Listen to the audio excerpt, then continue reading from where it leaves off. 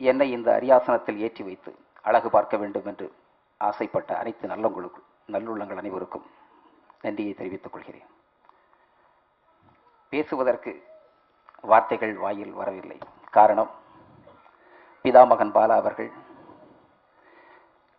ஒரு இயக்குனர் தான் ஹீரோ என்பதை நிரூபித்த திருவாளர் அமீர் அவர்கள், தென்மேற்கு பருவக்காற்றை நமக்கு தந்த சீனு ராமசாமி அவர்கள், ஆந்திராவிலிருந்து என்னை வாழ்த்த வந்திருக்கின்ற அன்பு நண்பர் நீலகண்டா அவர்கள், மற்றும் என்னோடு இந்த 10 மாத காலமாக பயணிக்கின்ற ஆடுகளம் தேசிய விருது பெற்ற எடிட்டர் அவர்கள் கிஷோர் அவர்கள், அனைவருக்கும் எனது மனமார்ந்த நன்றியை தெரிவித்துக் கொள்கிறேன். யாவரும் நலம் என்ற திரைப்படத்தில் நான் உதவி இயக்குநராக பணியாற்றிக் கொண்டிருந்த காலம் அது. நான் என் கண்ணின் முன்னே நடந்த ஒரு சம்பவம் நாம் எல்லோருக்கும் தெரியும். சாலையோரத்திலே நடந்து செல்லும் போது அழகானவர்களையும் அழகாக ஆடை உடுத்திருப்பவர்களையும் மட்டும்தான் நாம் கண்காணிக்கிறோம், நமது கண்ணுக்கு தெரிகின்றது. எத்தனையோ பேரை நாம் திரும்பி பார்ப்பதில்லை. அப்படித்தான் ஏன் சென்னைக்கு நடுவில் 2000 ஜீவன்கள் தினமும் பல ஆண்டு காலமாக 30, 40, 50 ஆண்டு காலமாக தன்னுடைய குழந்தைகளை பார்க்க வேண்டும், பெற்றோரை பார்க்க வேண்டும், அண்ணன், தம்பி, தங்கை, அக்காவை பார்க்க வேண்டும் என்று துடிக்கிறார்கள். அவர்களுடைய கத்தலும் கதறலும் இன்னும் செவிகளுக்கு எட்டவில்லை. அந்த ஒரே வரியைத்தான் இந்த கதையிலே சொல்ல முயற்சித்திருக்கிறேன். மிகவும் சந்தோஷமான விஷயம் ஒன்று என்னவென்றால், 13 ஆண்டுகளுக்கு முன்னால் இயக்குனர் திரு பாலா அவர்களை நான் உதவியாளராக சேர வேண்டும் என்று அவர்களுடைய இல்லத்திற்கு தேடி சென்றது உண்டு.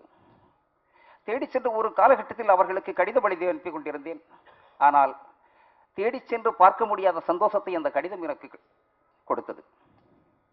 எனக்குள்ளே நானும் நாளை ஒரு இயக்குனராவேன் என்ற நம்பிக்கையை கொடுத்தது. இன்று வரைக்கும் அந்த கடிதத்தை நான் பத்திரமாக சேமித்து வைத்திருக்கிறேன். காரணம் என்னவென்றால், இன்னும் 30 ஆண்டு காலம் கழித்து இது இயக்குனர் பாலா அவர்கள், இன்றே அவர் உலகமறிந்த ஒரு இயக்குனர். இன்னும் 30 ஆண்டு காலம் கழித்து பார்த்தால் யார் அந்த பாலா? ஒரு பெரிய மேதாவி, ஒரு பிதாமகன் என்று அனைவரும் போற்றக்கூடிய அளவுக்கு இருக்கக்கூடிய அந்த இயக்குனரின் கடிதத்தை அன்று நான் வெளியிடுவேன். அது அன்று ஒரு பெரிய பொக்கிஷமாக இருக்கும். மேலும் ஒரு புது இயக்குனர், புது தயாரிப்பு நிறுவனம் என்று காலகட்டத்திலே நான் எதை பற்றி பேசுவது, இவர்களை பற்றி எப்படி தெரியும் என்று எல்லோரும் கூறிக்கொண்டிருந்த நேரத்தில் எனக்குள்ளே தோன்றியது, என்னுடைய நண்பர் திரு ராஜசேகரன் அவர்கள் இதில் கோ டைரக்டராக பணியாற்றிக் கொண்டிருக்கிறார்கள். ஏன் நாம் நம்முடைய இனத்தை அழைத்து வரலாமே, இயக்குநர்களை அழைத்து வரலாமே, ஏன் வரக்கூடாது, புது முயற்சியாக இருக்குமே என்று கூறினார்கள். அந்த முயற்சி எப்படி நன்றி சொல்வது என்று தெரியவில்லை. கவிஞர் தமிழச்சி தங்கபாண்டியன் அவர்கள் மூலம் இந்த மேடையிலே நிறைவேறியது. ரொம்ப நன்றி மேடம். மேலும் வந்திருந்த இயக்குநர்கள் எப்படி வாழ்த்தி கூறுவது என்று ஒரு சிலர் கேட்கும்போது கூட இந்த படத்தை பற்றி வாழ்த்தியவர்கள் அமீர் சார் அவர்கள், சீனு ராமசாமி சார் அவர்கள், நீலகண்டா அவர்கள், நான் அழைக்கா விருந்தாளியாக என்னை வந்து வாழ்த்திய திருவாளர் தனஞ்சயன் அவர்கள் அனைவருக்கும் எனது மனமார்ந்த நன்றியை தெரிவித்துக் கொள்கிறேன். மேலும் இங்கே வந்திருக்கின்ற ஊடக நண்பர்கள், என்னுடன் போக்குவரத்து கழகத்தில் பணியாற்றிய என்னுடைய நண்பர்கள் அனைவருக்கும், சக நடிகர்களுக்கும் நன்றியை தெரிவித்துக் கொண்டு விடைபெறுகிறேன். நன்றி, வணக்கம். எங்களை சப்போர்ட் பண்ண வந்த உங்களுக்கு எல்லாருக்கும் என்னோட ஆழமான நன்றியை தெரிவிச்சுக்கிறேன். My special thanks to my chief guest Ameer sir, Bala sir, Seenu Ramasamy அவர்கள், Dhananjayan sir and all other chief guest. Thank you so much and pray for us. எல்லாருக்கும் வணக்கம். இந்த உலகத்தில் எல்லாத்துக்கும் ஒரு கனவு இருக்கும். அது போல் எனக்கும் ஒரு கனவு இருந்தது, படத்தில் நடிக்கணும், கொரியோகிராஃப் பண்ணணும் அப்படின்னு. ஸோ இந்த படம் மூலிமா அது எனக்கு அந்த கனவு நினைவாயிருக்கு. அதுக்கு சப்போர்ட் பண்ண எல்லா நல்லவங்களுக்கும் நன்றி. தேங்க்யூ. ஷாஜஹான் படத்தில் மெல்லினமே மெல்லினமே பாடல் என்னோட ரொம்ப பிடிச்ச பாடல். என்னோட பிளேலிஸ்ட்டில் நான் அடிக்கடி கேட்ட பாடல் வந்து அந்த பாடல். மணி சர்மா அவர்கள் வந்து தமிழில் திருப்பி வராரு, அவர் கூட படம் பண்ணுறேன்ற ரொம்ப சந்தோஷமாக இருந்துச்சு. ருத்ரன் அவர்களுக்கும் ஆனந்த் பழனிசாமி அவர்களுக்கும் முதல்ல என்னோட நன்றி. இந்த படத்தில் 5 பாடல்கள் பண்ணியிருக்கேன். எனக்கு கதை என்னன்னு தெரியாது. ருத்ரன் அவர்கள் எனக்கு கதை என்னன்னு முழுசாக சொல்லலை, யாருக்குமே சொல்லியிருக்க மாட்டாருன்னு நினைக்கிறேன். சிச்சுவேஷன்ஸ் மட்டும் தான் சொன்னார். விட்டு விட்டு தூவும் வெட்கங்கெட்ட வானம் கிட்டத்தட்ட என் நெஞ்சமோ ஒரு பாடல். இந்த பாடல் வந்து காதல், மனசுல இருக்கிற காதலை முழுசா சொல்ல முடியாம கொஞ்சம் கொஞ்சமா சொல்ற ஒரு பெண்ணோட ஒரு மனநிலையை பிரதிபலிக்கிற மாதிரியான ஒரு பாடல். ரொம்ப ட்ரெண்டி மியூசிக். நீங்க இந்த இன்னும் கேட்கலன்னு நினைக்கிறேன். இந்த மியூசிக் ரொம்ப ட்ரெண்டியா பண்ணியிருக்காங்க மணிஷ் சர்மா சார். பாடினவங்களும் ரொம்ப அழகா பாடியிருக்காங்க. இன்னொரு பாடல் வந்து நீங்க பார்த்த பாடல், எனை தீண்டும் தனிமையும் நீயா, அருகிலே கேட்கும் அமைதியும் நீயா அப்படின்ற பாடல். காதல்ல பிரிஞ்சிருக்கிற நேரத்துல ஏற்படுற அந்த வலிகள், அதெல்லாம் வந்து வழக்கமா நம்ம சொல்ற மாதிரி சொல்லாம வேற மாதிரி சொல்லலாம். அதோட ஆல்டர்னேட்டிவ் ஸ்டைல்ல சொல்லலாம். அந்த அந்த பிரிவில் இருக்கிற சோகங்களை மட்டும் பதிவு பண்ணாம, இந்த பிரிவு போது தெரியிற எல்லா விஷயமும் நீயா தான் எனக்கு தெரியற அப்படின்னு சொல்ற மாதிரியான இந்த பாடல் இதுவும் ரொம்ப அழகா வந்திருந்துச்சு. பாடினவங்க மஹதி அண்ட் ஹரிச்சரன் ரொம்ப அழகா பாடியிருந்தாங்க இந்த பாடல். மூணாவது பாடல், மேகத்திலே மேலாடை காலை நிலா காலாடை. நீங்க இந்த பாட்டு பார்த்தீங்க. இந்த பாட்டை பின்னாடி ஒரு கதை, சின்ன கதை ஒன்று இருக்கு. ஃபர்ஸ்ட் எனக்கு வந்து ருத்ரன் அவர்கள் வந்து சிச்சுவேஷன் சொல்லிட்டு, இயற்கையை நேசிக்கிற ஒரு பெண், அந்த பெண்ணோட விழிகள் வழியா இந்த உலகத்தை பார்க்கும்போது உலகம் எவ்வளவு அழகா இருக்கு, ஸோ இது இப்படிதான் அந்த பாடல் பண்ணணும் அப்படின்னு சொல்லிட்டு முடிவு பண்ணோம். முதல்ல என்னை எழுத சொல்லிட்டாங்க வரிகள். நான் வரிகள் எழுதி கொடுத்துட்டேன். வரிகள்லாம் எழுதி கொடுத்த உடனே மணிஷ் சர்மா சார் அதே சமயத்தில் பேரலாக ஒரு டியூனும் ஒன்று பண்ணிட்டாரு. அவர் ஒரு டியூன் பண்ண உடனே, சரி இந்த டியூனும் ரொம்ப நல்லா இருக்கு, லிரிக்ஸும் நல்லா இருக்கு, இந்த லிரிக்கை அந்த டியூன்ல ஃபிட் பண்ண முடியுமா உங்களால அப்படின்னு சொல்லி கேட்டாங்க. சார் அது எப்படி சார் முடியும், திருப்பி ரீரைட் பண்ணணும்ட்டு. ஆனால் எனக்கு எல்லா லைனும் ஒவ்வொரு லைனும் வேணும்னு சொல்லிட்டு டைரக்டர் கேட்டாங்க. ஸோ ஒவ்வொரு லைனையும் நான் வந்து அவங்க அனுப்பிச்ச டியூன், இமெயில் பண்ணியிருந்தாங்க டியூன், அதுக்கு வந்து எல்லா லைனையும் அதே மாதிரி அதில் என்ன இருந்துச்சோ அப்படியே ஃபிட் பண்ணி கொடுத்தேன்.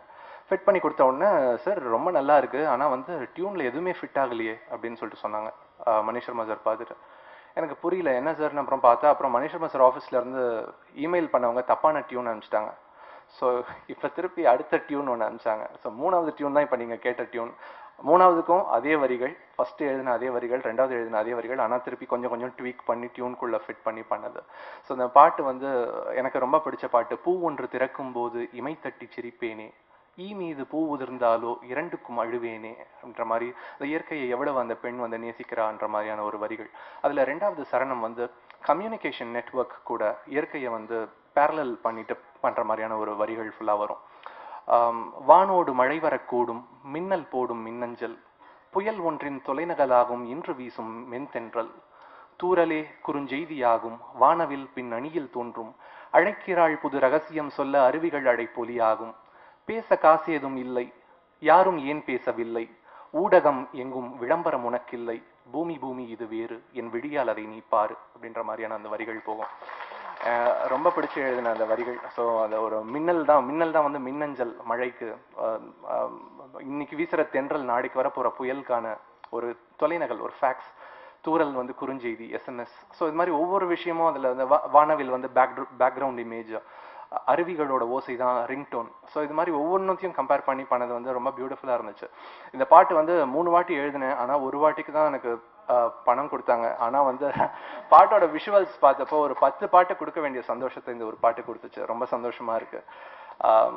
இன்னொரு மிச்ச பாடல்களும் அதே மாதிரி தான். ஒரு பாட்டு எழுதும்போது நம்ம என்ன மைண்ட் செட்டில் காலையில் எழுந்திரிச்சிட்டு ரொம்ப ஃப்ரெஷ்ஷாக இருப்போம், ரொம்ப சந்தோஷமா இருக்கும், எல்லாம் நல்ல விஷயங்களாக நடந்திருக்கும் ஃபுல்லாக. ஆனால் சுச்சுவேஷன் வந்து அவர் வந்து கொடுக்கும்போது எல்லாமே ரொம்ப பயங்கர சோகத்தை புழியிற மாதிரியான ஒரு சுச்சுவேஷன் ஒன்று இருக்கும். ஸோ அது மாதிரி ஒரு இது கொடுக்கும்போது அது மைண்டுக்கு ஏற்படுற ஒரு வெதர் சேஞ்ச் தான். நம்ம வெதர் சேஞ்ச் திடீர்னு ஒரு அண்டார்டிகால இருக்கிற ஒருத்தரை கூட்டிட்டு வந்து இங்க ஒரு வெயில்ல விட்டா என்ன நடக்குமோ அதே தான். அவ்வளவு சந்தோஷத்துல இருக்கும்போது நம்ம மைண்டை ஃபுல்லா மாத்திக்கிட்டு போயிட்டு ஒண்ணு பண்ணணும்ட்டு. அதுல ரொம்ப அழகான ஒரு பாட்டு, தெய்வத்தை போல அம்மான்னு சொன்னா இல்லாம போனான்னு சொல்லிட்டு ஒரு குழந்தையோட பாயிண்ட் ஆஃப் வியூல இருந்து ஒரு பாட்டு, அது ரொம்ப அழகா வந்திருக்கு. அப்புறம் மனோ சார் பாடின சாங் அடிடாஸ் மாட்டிக்கோன்னு ஒரு டான்ஸ் நம்பர், அதுவும் மணிஷ் சர்மா சாரோட ஆழ்த்தொட்ட பூபதி ஸ்டைலில் ஒரு பெப்பியான ஒரு டான்ஸ் நம்பராக வந்திருக்கு. எல்லா பாட்டும் வெவ்வேறு ஜான்ரேல இருக்கு. எல்லா தரப்பு இசை ரசிகர்களுக்கும் பாடல் வரிகள் ரசிக்கிற எல்லாருக்குமே ரொம்ப பிடிக்கும்னு நினைக்கிறேன். படத்தோட பாடல்கள் வந்து ரொம்ப விஷுவல்ஸ் எல்லாம் ரொம்ப அழகாக பண்ணியிருக்காங்க. படமும் வந்து ரொம்ப அழகாக இருக்கும் நம்புறேன். ட்ரெய்லரும் ரொம்ப டச்சிங்காக இருந்துச்சு. வாழ்த்து வந்த எல்லாருக்கும் நன்றி, அனைவருக்கும் நன்றி, வணக்கம். இது வெற்றி செல்வன் எனும் திரைப்படத்தின் இசை வெளியீடு மற்றும் முன்னோட்டம் விழா என்றாலும் என் மீது கொண்ட பேரன்பின் காரணமாக பொதுவாக விழாக்களிலே கலந்து கொள்ளாத பாலா இங்கே வந்து மேடையிலே அமர்ந்திருக்கின்றார். அவருக்கு என்னுடைய நன்றி. என்னுடைய கவிதைகளுடைய தீவிரமான வாசகர், என்னை வாய் நிறைய எப்பொழுதும் அம்மா என்று மரியாதையோடு அழைக்கின்றவர்.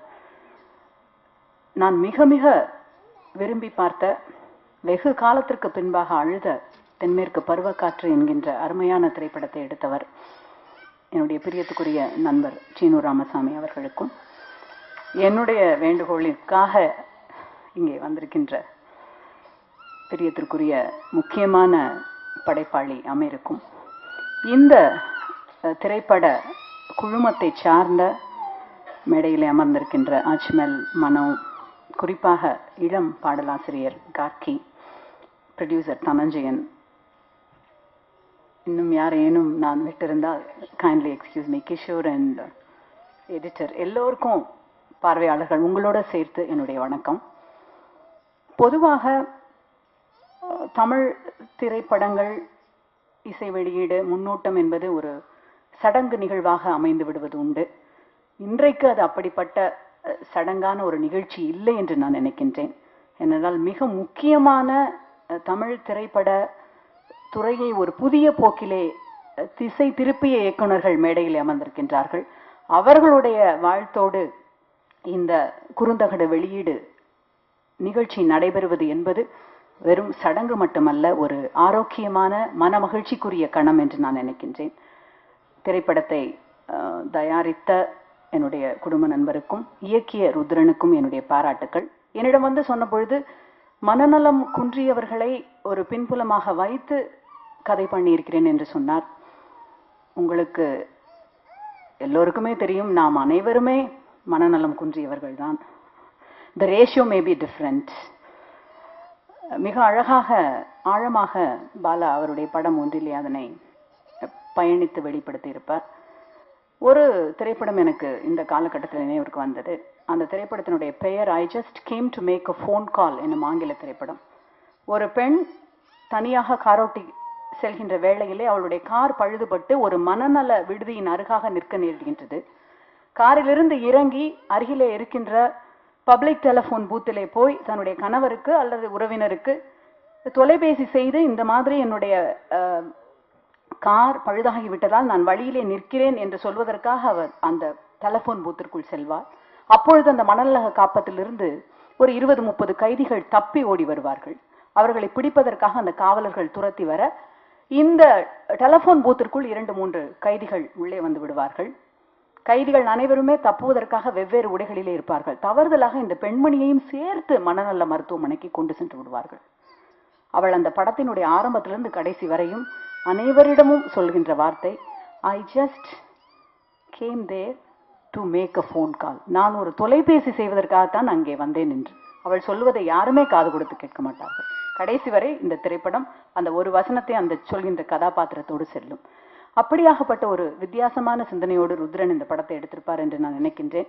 அவருடைய அந்த சிந்தனையை பாடல் காட்சிகளிலே அந்த பெண் கோல்ஃப் அடிக்கும் பொழுது கோன் ஐஸ்கிரீமில் இருக்கின்ற அந்த டாப் கோல்ஃப் பாலாக வெளியே போகின்ற அந்த ஒரு ஸ்பார்க்கிலை பார்த்து நான் ரொம்ப ரசித்தேன்.